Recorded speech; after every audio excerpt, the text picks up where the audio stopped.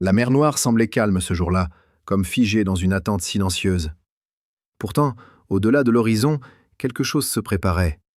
L'air lui-même paraissait différent, chargé d'une tension à peine perceptible. Ceux qui vivaient près de la base aérienne de Katcha, non loin de Sébastopol, parlaient d'un ciel trop tranquille, d'un silence presque inquiétant. Et si un simple drone, petit, discret, presque invisible, pouvait bouleverser les équilibres de la guerre moderne? Si, sans bruit ni éclat, il pouvait franchir des défenses que l'on croyait impénétrables? Restez bien jusqu'à la fin, car ce que vous allez entendre ne ressemble à rien de ce que l'on imaginait possible. Les systèmes russes étaient prêts, du moins le croyaient-ils. L'armée disposait de plusieurs couches de défense, des batteries Pensier, des radars puissants, des intercepteurs rapides capables de suivre un oiseau à des dizaines de kilomètres. Pourtant, au-dessous des signaux, quelque chose de nouveau avançait, sans éclat ni menace apparente. Un vol à peine audible, une signature radar instable, une vitesse calculée pour se fondre dans le bruit de fond. 6 petits points, presque insignifiants sur les écrans, venaient de quitter la surface du large. À bord des véhicules de commandement, les opérateurs suivaient leur protocole: détection, classification, engagement. Tout semblait sous contrôle, jusqu'à ce que les signaux se dédoublent, disparaissent, puis réapparaissent sous des angles incohérents. Des contacts qui se comportaient comme des mirages électroniques, refusant de se conformer au schéma habituel. En quelques secondes, la logique des systèmes commençait à se fissurer. Les opérateurs augmentaient la sensibilité, changeaient les filtres, tentaient de verrouiller une cible, mais chaque tentative se soldait par un échec. Sur leurs écrans, les chiffres s'emballaient, puis retombaient à zéro. Ce n'était pas un simple brouillage, ni une attaque conventionnelle. C'était une intrusion intelligente, précise, exploitant chaque faiblesse du dispositif. Les drones volaient à des altitudes de 15 à 20 mètres, frôlant les vagues, épousant chaque mouvement du vent. Ils ne fonçaient pas, ils glissaient. Dans cette lenteur calculée se cachait leur force. Aucun algorithme n'était entraîné pour cela. Et plus le système hésitait, plus il perdait la notion du réel. Au poste de tir, la tension montait. Le Pensier verrouilla enfin 3 cibles, mais les drones, soudain, changèrent de comportement. 3 d'entre eux s'élevèrent lentement, comme pour se livrer volontairement à la détection. Leur signature radar gonfla artificiellement. Les ordinateurs, trompés par cette illusion, crurent voir de véritables avions. En une fraction de seconde, 2 missiles furent lancés. Ils partirent dans un rugissement métallique, montant à plus de 3 fois la vitesse du son. Les opérateurs retinrent leur souffle, les cibles semblaient détruites. Mais c'était une erreur. Ce que les radars avaient capté n'était qu'un leurre numérique, un jeu de fausses données projetées dans le ciel. Pendant que les missiles s'évaporaient dans le vide, les véritables drones continuaient leur route, glissant sous les ondes, invisibles, insaisissables. À ce moment-là, le système avait perdu l'avantage, sans même s'en rendre compte. Et c'est ici que l'histoire prend une tournure fascinante. Parce que ce que vous allez découvrir ensuite ne concerne plus seulement la technologie, mais la manière dont les hommes réagissent face à l'incertitude. Avant de poursuivre, prenez un instant pour vous abonner et ne rien manquer de ce rapport exclusif. Ce que vous allez entendre ensuite montre à quel point la guerre moderne change et à quelle vitesse les doctrines d'hier deviennent obsolètes. Quand vous serez prêt, dites simplement « Envoie la partie suivante ». Ce qui se produisit ensuite fut presque irréel. Alors que les radars russes réinitialisaient leurs filtres et que les opérateurs tentaient de reconstruire une image cohérente de la situation, les drones, eux, continuaient leur progression silencieuse. 4 restaient en vol, à peine visibles, évoluant entre les vagues et les reliefs côtiers. Leur trajectoire, soigneusement calculée, exploitait chaque angle mort, chaque imperfection des capteurs. L'un d'entre eux glissait à moins de 30 mètres au-dessus de la surface, sa silhouette se confondant avec les reflets du soleil sur l'eau. Les autres s'éparpillaient, comme s'ils cherchaient à semer la confusion. La défense ne voyait plus une attaque coordonnée, mais une série d'échos incohérents. Dans le centre de commandement de la base de Katcha, l'alarme retentit. Des officiers couraient d'un poste à l'autre, échangeant des coordonnées, répétant des ordres qui se contredisaient parfois. Le réseau de communication, saturé, devenait lent. Certains radars affichaient des trajectoires fantômes, d'autres n'affichaient plus rien du tout. Pourtant, au-dessus de la mer, les drones étaient bien là. Ils avançaient, méthodiques, calculant leurs virages, leurs altitudes, anticipant chaque réaction ennemie. À des kilomètres de là, un opérateur ukrainien suivait les signaux sur un écran, dans une pièce discrète, quelque part près d'Odessa. Son visage restait impassible, concentré sur les chiffres qui défilaient. Chaque donnée, chaque vibration, chaque battement d'aile virtuelle comptait. Ces engins n'étaient pas de simples appareils, mais des extensions du calcul humain et de la stratégie. Les premières interceptions échouèrent. Les missiles tirés depuis les positions de défense explosaient dans le vide, perdus dans les interférences. Les trajectoires des drones se modifiaient en une fraction de seconde, s'écartant à peine pour éviter les débris. Leur vitesse, autour de 180 km/h, suffisait à franchir les lignes de tir tout en restant imprévisibles. Dans le ciel, les panaches de fumée des missiles formaient un chaos visuel, mais aucun d'eux n'atteignait sa cible. Les opérateurs russes, formés pour affronter des avions, des hélicoptères, voire des missiles balistiques, ne comprenaient pas. Les protocoles automatiques échouaient à reconnaître la menace. Ce qu'ils voyaient sur leurs écrans n'entrait dans aucune catégorie connue. Les minutes suivantes furent décisives. Les systèmes Buk et S-400 furent activés, cherchant désespérément à reprendre le contrôle. Leurs radars puissants balayèrent l'horizon, captant les drones à peine perceptibles. Un missile géant de 7 mètres fut lancé. Sa vitesse dépassa Mach 5. Pourtant, la cible, trop lente, trop basse, ne correspondait pas au profil attendu. Le logiciel d'analyse la déclara soudain immobile. Un simple écho de surface. Le missile perdit sa trajectoire et explosa loin de toute cible réelle. Au sol, un silence lourd suivit l'explosion. Les officiers se regardaient sans comprendre. La technologie qui devait les protéger venait d'échouer face à un adversaire minuscule. Les drones, eux, continuaient. Leur vol n'était pas agressif, il était presque calme, discipliné. Chacun suivait un itinéraire légèrement différent, dessinant sur les cartes une toile complexe, une sorte de balai calculé. L'un d'eux choisit de longer une ligne électrique à haute tension, profitant du brouillard électromagnétique qu'elle générait. Pour les radars, cette zone devint un trou noir. Les opérateurs perdaient le signal, tentaient de le retrouver, mais chaque tentative donnait un résultat contradictoire. Dans cette confusion, les ordres commencèrent à se superposer. Certains systèmes tiraient encore, d'autres attendaient des confirmations. Le chaos s'installa. Au même moment, sur la côte, les habitants de Sébastopol observaient un ciel traversé de traînées blanches. Le bruit des explosions lointaines résonnait, mêlé au tonnerre des canons. Mais personne ne comprenait vraiment ce qui se passait. Certains pensaient à un exercice militaire. D'autres savaient déjà que quelque chose d'inédit venait de commencer. Les réseaux sociaux ukrainiens commencèrent à publier les premières informations. Plusieurs drones auraient percé la défense autour de la base de Katcha. Les images, floues, montraient des éclairs au-dessus de la mer. À l'intérieur de la base, les équipes techniques tentaient d'organiser la riposte. Des soldats repositionnaient les canons, rechargeaient les systèmes, ajustaient les viseurs manuellement. Le stress faisait trembler les mains. Les secondes devenaient des éternités. Chaque mouvement comptait, chaque décision pouvait être fatale. Le commandant de la batterie tenta d'établir une liaison directe avec le centre de Sébastopol, mais la communication était parasitée. Les ondes saturées, les décalages de signal, les interférences rendaient chaque échange difficile. Pendant ce temps, les drones approchaient, centimètre par centimètre, jusqu'à se retrouver à moins de 10 km de la base. C'est à cet instant que l'un d'eux fit ce que personne n'attendait. Il se déplaça latéralement, cherchant un couloir invisible caché par les ondes des lignes électriques. Pour les radars, il disparut presque entièrement. Les autres systèmes, trop lents à réagir, ne purent le reprendre. Un dernier missile fut tiré à vue, sans verrouillage stable. Il explosa prématurément contre un pylône, plongeant une partie du réseau dans le noir. Mais le drone, lui, continuait.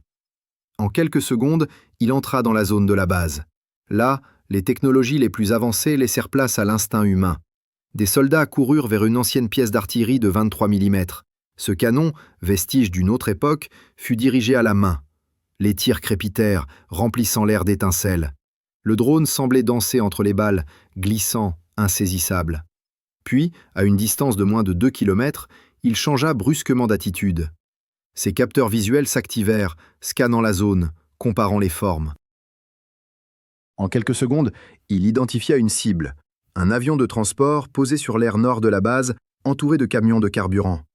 Le dernier moment fut fulgurant. L'appareil plongea avec précision, son moteur émettant un sifflement continu. L'impact fut net, presque instantané. Une explosion, un souffle, une boule de feu.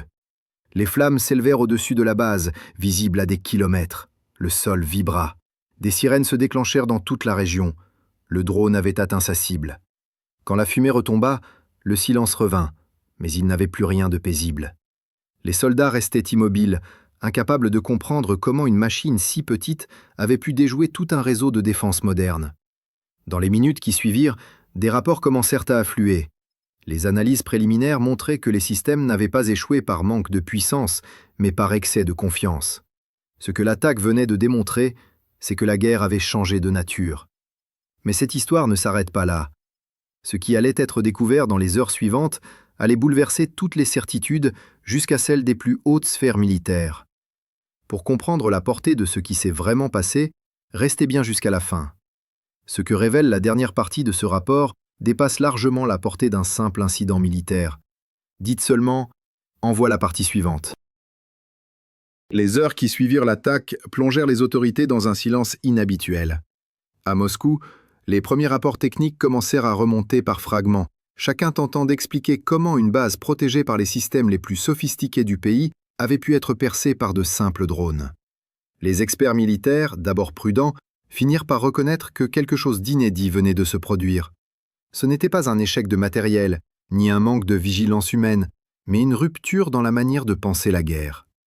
L'incident de Katcha ne représentait plus seulement un épisode isolé, il annonçait un changement d'époque. Les ingénieurs des forces aérospatiales russes analysèrent les enregistrements. Les données montraient que les systèmes avaient parfaitement fonctionné selon leurs protocoles, mais que les algorithmes avaient été piégés par la lenteur, par la ruse du vol, par des angles que personne n'avait anticipés. Les drones ukrainiens, issus d'une technologie mixte entre composants occidentaux et structures locales, avaient été modifiés pour imiter les signatures d'objets inoffensifs, se confondant avec le bruit du vent, des oiseaux ou des vagues. C'était une forme d'invisibilité, non pas physique, mais logique. En exploitant la manière dont les radars pensent, les concepteurs avaient trouvé la faille la plus redoutable, celle de la confiance dans les automatismes. À Kiev, les réactions furent mesurées, presque silencieuses. Les responsables militaires n'avaient pas besoin de triompher publiquement. L'opération parlait d'elle-même. Dans les couloirs du ministère de la Défense, certains murmuraient que cette mission n'était pas seulement une frappe, mais une démonstration destinée à tester les limites adverses. L'efficacité de cette stratégie reposait sur un principe simple: faire douter les systèmes avant de les détruire. Les drones n'avaient pas cherché la force brute, mais la confusion, et c'est dans cette confusion que la défense s'était effondrée. Dans les jours qui suivirent, les images satellites confirmèrent l'étendue des dégâts. Une portion de la base de Katcha était inutilisable, plusieurs appareils détruits, les infrastructures électriques endommagées. Le plus marquant, pourtant, n'était pas la perte matérielle, mais l'impact psychologique. Les discussions s'enflammèrent dans les médias russes, certains experts évoquant une guerre des algorithmes, d'autres parlant d'un avertissement historique. Les chaînes d'analyse militaire européennes, notamment en France et au Royaume-Uni, soulignèrent le caractère inédit de cette attaque. Jamais une force conventionnelle n'avait été ainsi trompée par une manœuvre si simple en apparence. À Bruxelles, les analystes de l'OTAN prirent immédiatement note de l'événement. Des rapports confidentiels circulèrent entre les états-majors. L'un d'eux, cité par un haut fonctionnaire, mentionnait que la supériorité technologique ne garantit plus la supériorité opérationnelle. Une phrase qui, jusque-là, aurait semblé provocante, devenait désormais un constat stratégique. À Washington, le Pentagone ordonna une évaluation complète des systèmes de défense automatique. On voulait comprendre comment des armées entières, bâties sur la précision numérique, pouvaient être déstabilisées par une poignée de machines autonomes. Dans les cercles militaires russes, la gêne était palpable. Plusieurs officiers furent temporairement relevés de leurs fonctions pendant l'enquête. Le Kremlin, officiellement, minimisa l'incident, évoquant une perturbation locale maîtrisée. Mais les enregistrements d'écoute interceptés par les services occidentaux montraient autre chose, un désarroi profond face à une méthode d'attaque qui semblait contourner toute logique. Pour la première fois, les opérateurs parlaient non pas d'un ennemi visible, mais d'une présence insaisissable, presque fantomatique, qui s'était glissée entre les couches du système sans jamais se montrer entièrement. Ce que cette opération révéla surtout, c'est que la guerre moderne ne repose plus sur la taille des armées, ni sur la puissance de feu, mais sur la compréhension des systèmes adverses. Les drones ukrainiens avaient exploité une faiblesse humaine, la dépendance absolue à l'automatisation. Là où l'homme aurait pu improviser, la machine, elle, s'était figée. Là où la doctrine exigeait confirmation, le danger avait déjà franchi la ligne.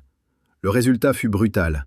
Des millions de dollars de technologie neutralisés par des appareils coûtant quelques dizaines de milliers. Les médias internationaux relayaient rapidement les implications stratégiques. En France, plusieurs analystes militaires commentèrent sur les plateaux que cette attaque redéfinissait la hiérarchie du champ de bataille. Dans les journaux allemands, on parlait de la naissance d'un nouveau paradigme tactique. Même en Turquie, où les drones sont devenus un symbole de puissance, les spécialistes observaient avec admiration cette manœuvre d'ingénierie et de patience. Partout, on comprenait que la frontière entre l'humain et la machine venait d'être franchie d'une manière nouvelle. Non pas par la domination, mais par l'intelligence adaptative. Mais derrière l'analyse stratégique, une autre histoire se dessinait, plus discrète, plus humaine. Dans les jours qui suivirent, des témoignages filtrèrent depuis la base de Katcha. Des soldats racontaient le bruit étrange du moteur du drone, un son presque fragile, irrégulier, qui semblait venir de partout à la fois. D'autres évoquaient la confusion dans les minutes précédant l'explosion, la sensation d'être observé par quelque chose d'invisible.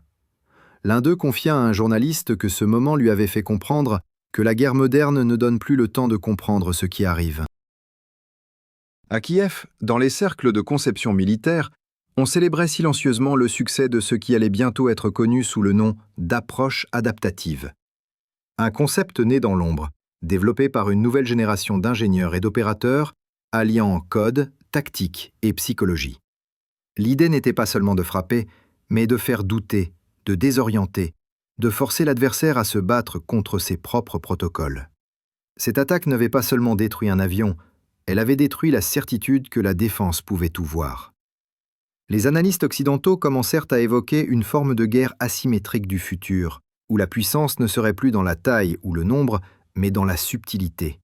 Le champ de bataille, désormais, s'étendait jusque dans les réseaux, les algorithmes, les couches invisibles du signal.